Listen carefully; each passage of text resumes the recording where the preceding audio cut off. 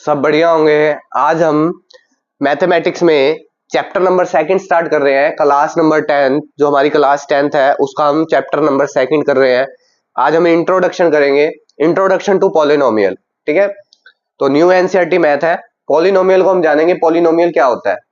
तो पॉलिनोमियल का मतलब होता है, पहले पॉलिनोमियल को जानने से पहले हम इसकी टर्म के बारे में जानेंगे। देखो बेटा, एक टर्म होती है टर्म।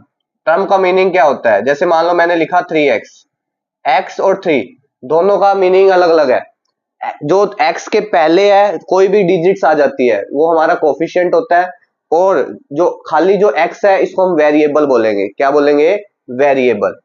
x का मतलब क्या होता है? वेरिएबल। और 3 का मतलब क्या होता है? कोफिशिएंट। ठीक है, कोफिशिएंट जो नंबर होते हैं ना, वो सारे हमारे कोफिशिएंट नंबर होते हैं। अब जब वेरिएबल और कोफिशिएंट जब दोनों मिल जाती है तो वो हमारी क्या बन जाती है? टर्म बन जाती है। क्या बन जाती है? टर्म बन जाती है, राइट। उसके बाद हम बात करते हैं type of polynomial on the basis, type of polynomial on the basis. कितने टाइप होते हैं इस टर्म के? Type on basis of term के कितने टाइप हैं इसके पॉलिनोमियल वाले? ठीक है, सबसे पहला आता है हमारे पास, 3 टाइप है। इसमें 3 तरीके के बॉक्स बनाते हैं हम। इसको मोनोपोली बोलते हैं, मोनोपोली। ठीक है, बाइनोमियल। ठीक है, ट्राइनोमियल। तो इसको हम मोनोपोली बोलते हैं, बाइनोमियल बोलते हैं और ट्राइनोमियल बोलते हैं। अब बात करते हैं मोनोपोली की। मोनोपोली में एक ही टर्म होती है, जैसे 2x ले लिया, जैसे ये टर्म है। ठीक है, जैसे 3x 5x 4x तो एक ही टर्म होगी। बाइनोमियल का मतलब होता है कि दो टर्म, 2x तो रखेंगे रखेंगे साथ में एक टर्म और ऐड हो जाए तो ये दो बन गई, तो ये हमारी क्या बन जाएगी? बाइनोमियल। और ट्राइनोमियल के अंदर 3 टर्म आ जाती है। जैसे मान लो मैंने बोला 2x² प्लस 3x+2, और इसके बाद जो आता है वो हमारा पॉलिनोमियल होता है। इसके बाद जो आता है उसको हम क्या बोलते हैं? Polynomial, right. मैंने आपको पॉलिनोमियल का मीनिंग बता दिया। सबसे पहले इसकी टर्म को देखेंगे, टर्म के बाद हमें पता चलेगा हमारे कोफिशिएंट क्या है, हमारे वेरिएबल क्या है, वो हमारी टर्म होती है। टर्म के बाद हम इसके क्या करते हैं? टाइप करते हैं। टाइप 3 टाइप के होते हैं हमारे, 3 प्रकार होते हैं। एक होता है मोनोपोली, एक होता है बाइनोमियल और तीसरा क्या होता है? ट्राइनोमियल। तीनों जब ट्राइनोमियल तक हम पहुंच जाते हैं उसके बाद हमारा क्या आता है? पॉलिनोमियल आता है। क्या आता है? पॉलिनोमियल आता है। ठीक है, अब हम करते हैं डिग्री ऑफ पॉलिनोमियल। क्या करते हैं? Degree of degree of polynomial. Degree of polynomial का मीनिंग क्या होता है बेटा? जिसकी हाईएस्ट पावर, ठीक है, जिसकी हाईएस्ट पावर ऑफ वेरिएबल, वो हमारा क्या होता है? पॉलिनोमियल होता है। कहने का मतलब होता है कि एक आपको टर्म दे दी, उसके अंदर आपकी हाईएस्ट पावर जो होगी ना, वो हमारा क्या बन जाएगा? पॉलिनोमियल बन जाएगा। ठीक है, तो हम क्या लिखेंगे? Highest power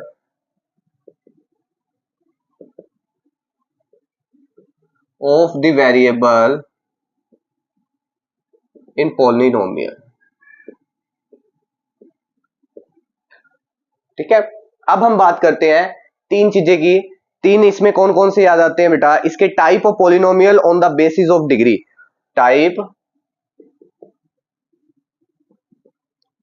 the basis of degree.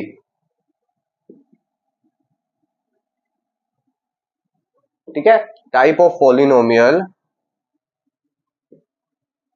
Short form में लिख दिया, type of polynomial basis of degree. 3 basis होते हैं बेटा इसके। एक होता है हमारे पास लीनियर, दूसरा क्या होता है? Quadratic, linear, quadratic. तीसरा क्या आता है बेटा? तीसरा आता है बेटा क्यूबिक। क्या आता है?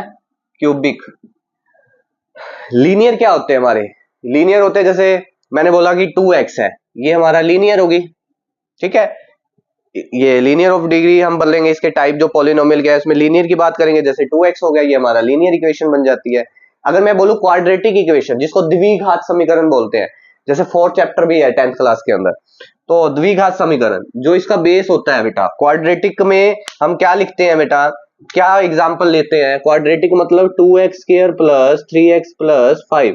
अब देखो इसकी जो पावर 2 है इसको हम बोलते हैं क्वाड्रेटिक, जिसकी पावर 2 आ जाते हैं वो क्वाड्रेटिक बन जाता है, जिसको द्विघात बोलते हैं। क्या बोलते हैं? द्विघात। एक होता है क्यूबिक, क्यूबिक के अंदर जिसकी पावर 3 आ जाए, जैसे मैंने लिखा 2x³ प्लस x² प्लस 2, तो ये हमारा क्या बन जाएगा? क्यूबिक की इक्वेशन बन जाएगी।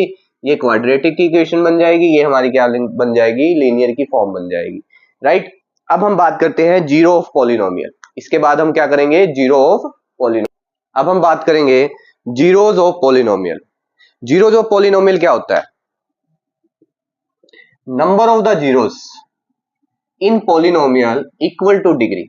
डिग्री के क्या आता है? ये इक्वल आता है। तो ये किसकी डेफिनेशन थी? इसके बाद आते हैं number of zeros. Number of zeros हम पता करेंगे क्या होता है। जैसे हमारा इस एक्सरसाइज 2.1 है एक एक्सरसाइज, उसके अंदर नंबर ऑफ जीरोस पूछ रखा है, ग्राफ बने हुए हैं, उसमें नंबर ऑफ जीरोस बताने हैं। तो इसमें मैं आपको क्लियर कर देता हूं, आपको फर्स्ट एक्सरसाइज भी अभी हो जाएगी। देखो, जैसे मान लो नंबर ऑफ जीरोस बताना है, एक ग्राफ मैंने ऐसे बना दिया और ये आपका ओरिजिन पॉइंट है और ये आपका क्या है बेटा? ये वाई एक्सिस है, ये वाई नोट है, ये एक्स एक्सिस है, ये एक्स नोट है, ठीक है।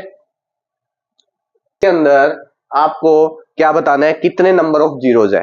अब देखो, एक पॉइंट तो ये रहा जीरोस के ऊपर और एक पॉइंट ये रहा, तो नंबर ऑफ जीरो कितने हो गए? 2। इसका जो राइट आंसर क्या होगा? 2 होगा। इस तरीके से आपके क्वेश्चंस है, एक एक्सरसाइज है जो आपकी फर्स्ट।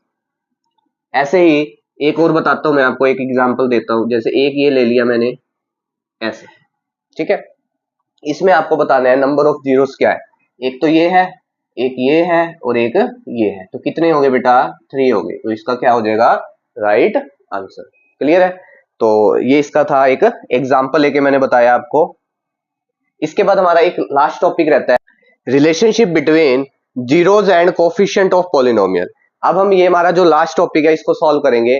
इसमें हमने नंबर ऑफ जीरोस, जो हमारी सेकंड एक्सरसाइज है वो इसी के बेस पर है भी, कोफिशिएंट क्या होते हैं, कौन सी इक्वेशन लेके हम इसको सॉल्व करते हैं। तो सबसे पहला पॉइंट आता है क्वाड्रेटिक इक्वेशन। क्या आता है? Quadratic equation. अब इसमें अब पॉलिनोमियल की बात हो रही है तो हम क्या लिखेंगे? Quadratic polynomial. क्या लिखेंगे? Quadratic polynomial. Quadratic polynomial. मान लो पॉलिनोमियल क्वाड्रेटिक आपको ये दे रखा है ax² plus bx plus c, इसकी फॉर्म होती है बेटा, इसको हम बोलते हैं क्वाड्रेटिक इक्वेशन। इसकी फॉर्म से देखा जाता है। इसके अंदर दो तरीके से आप इसको सॉल्व करोगे, एक तो करोगे सम ऑफ इट्स जीरोस और एक करोगे प्रोडक्ट ऑफ इट्स जीरोस। सबसे पहले हम बात करते हैं सम ऑफ इट्स जीरोस, ठीक है, प्रोडक्ट ऑफ इट्स जीरोस। इसका फॉर्मूला होता है, यही मेन है आपका, सम ऑफ इट्स जीरोस का क्या फॉर्मूला होता है? सबसे पहला फॉर्मूला होता है अल्फा प्लस बीटा और इसका होता है अल्फा और बीटा। देखो, इसमें सम की बात हुई है तो ऐड हो गया, इसमें प्रोडक्ट की बात हुई है तो क्या हो गया? मल्टीप्लाई हो गया। तो इसका जो फॉर्मूला बन जाता है अल्फा प्लस बीटा का, क्या फॉर्मूला बन जाता है? माइनस बी बाय में ए। क्या फॉर्मूला होता है? माइनस बी बाय में ए, ये फॉर्मूला होता है, ठीक है। और अल्फा और बीटा आ जाए मल्टीप्लीकेशन में तो उसका फॉर्मूला होता है सी बाय में ए। तो ये जो फॉर्मूले हैं ये आपको पता होने चाहिए कि जब भी आपसे ये पूछे, ये बी है बेटा, ठीक है, जब भी आपसे पूछे कि सम ऑफ जीरोस बताओ तो आप क्या लिखोगे? Alpha plus beta is equal में माइनस बी बाय में। माइनस बी बाय कहां से आएगा? इस इक्वेशन से आएगा। भी यहाँ बी की वैल्यू कोफिशिएंट में, वेरिएबल के साथ जो कोफिशिएंट होगा बी जो होगा वो यहां रखोगे, एक्स के साथ जो होगा वो ए यहां रखोगे। ऐसी प्रोडक्ट की बात करेंगे तो अल्फा बीटा। अब ये अल्फा बीटा क्या होता है इसको थोड़ा सा बताएंगे, एक इक्वेशन लेके बताता हूं। जैसे मान लो मैंने यहां रखा x² plus 7x plus 10 is equal में 0, मल्टीप्लाई करने पर क्या आए? 10 आए।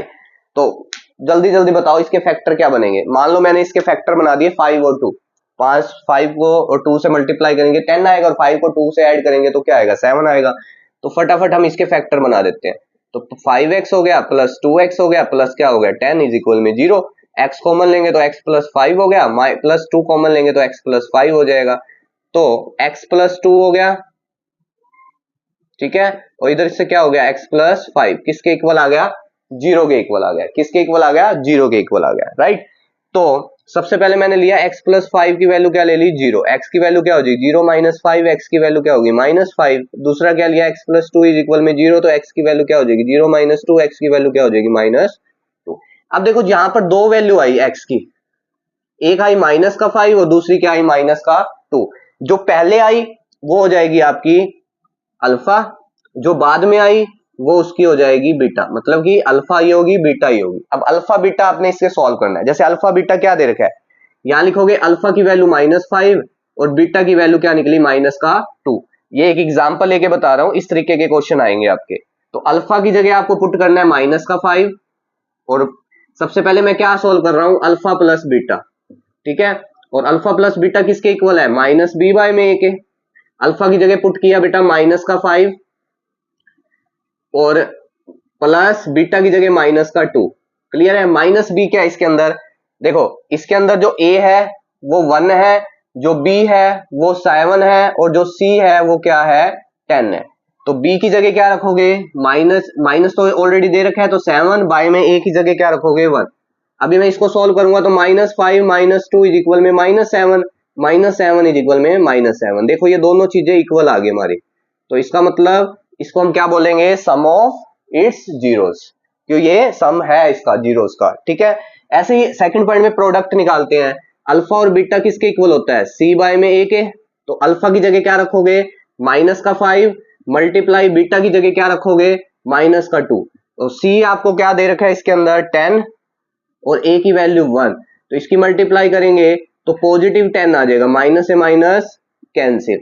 तो हम इसको बोलेंगे, इसको तो बोलते हैं सम ऑफ द इट्स जीरो, और इसको हम क्या बोलेंगे, प्रोडक्ट ऑफ इट्स जीरो। तो इसका मतलब ये हमारा जो स्टेटमेंट है ये वेरीफाई होगी, ठीक है। तो इसको हम बोलते हैं सम ऑफ इट्स जीरो और प्रोडक्ट ऑफ इट्स जीरो। तो ये हमारा था इंट्रोडक्शन आज का। आज हमारा इंट्रोडक्शन कंप्लीट हो चुका है सेकंड चैप्टर का। कल हम 2.1 एक्सरसाइज स्टार्ट करेंगे, ठीक है। ज्यादा से ज्यादा मेरे चैनल को शेयर करिए, ठीक है, सब्सक्राइब करवाइए, ठीक है, लाइक करना ना भूलिए। और अगर कोई भी प्रॉब्लम आए तो आप कमेंट सेक्शन नीचे दे रखा है, उसमें जाकर अपने कमेंट्स में आप डाल सकते हो, ठीक है। तो अभी के लिए इतना ही, थैंक यू सो मच मेरे चैनल के साथ बने रहने के लिए, बाय बाय।